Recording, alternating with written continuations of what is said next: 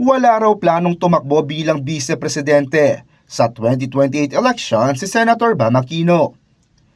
Yan ang nilinaw ng senador makaraang lumabas sa mga haka-haka ng posibleng tandem nila nang ihayag ni Vice President Sara Duterte na tatakbo siya sa pagkapangulo.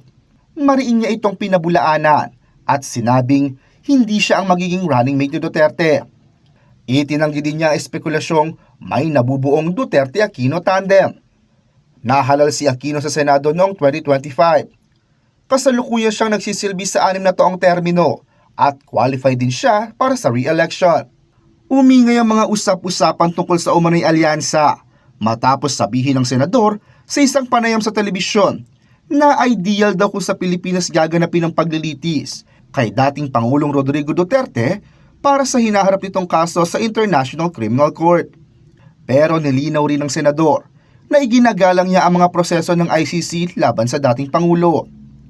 Kaugnay niya, binigyang diin ni Aquino na dapat isantabi muna ang politika habang hinaharap ng mga Pilipino ang mga matitinding suliranin gaya ng krisis sa edukasyon, kawalan ng trabaho at korupsyon.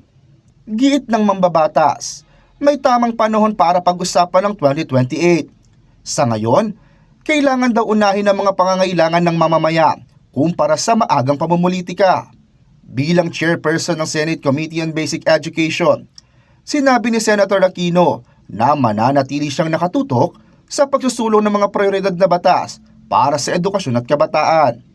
Ilan sa kanyang mga panukalang batas ay kasama na sa priority agenda ng Legislative Executive Development Advisory Council.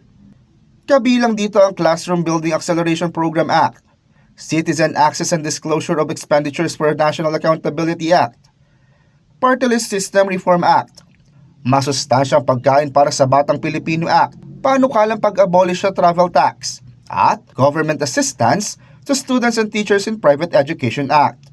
Kamakailan ay naprobahan na ng Senado sa ikatlo at huling pagbasa ang CAP Act o Senate Bill No. 1482 at ang Kadena Act na kilala rin bilang Blockchain the Budget Bill o Senate Bill No. 1506 sa botong 22-0 at 17-0. Layunin ng CAP Act na tugunan ang kakulangan sa 166,000 classrooms sa pamamagitan ng partnership ng mga LGU at non-governmental organizations alinsunod sa mga pamantayan ng Department of Education. Raymond Tasoy, CLTV 36 News.